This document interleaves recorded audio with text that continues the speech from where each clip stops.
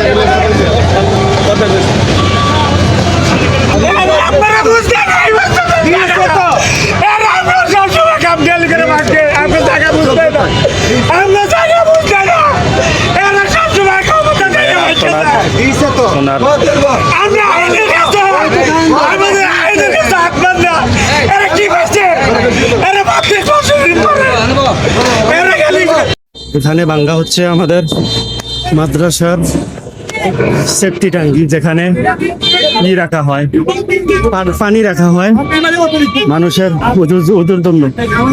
এই ট্যাঙ্কিটা ভাঙ্গা হচ্ছে আর কি। আমরা রক্ষার চেষ্টা করতেছি কিন্তু পারতেছি না।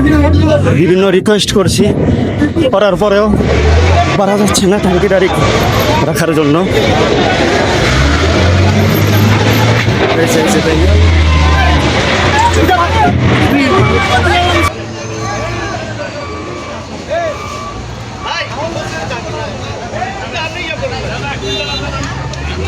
অনেক রিকোয়েস্ট করা হচ্ছে কিন্তু মানা হচ্ছে না।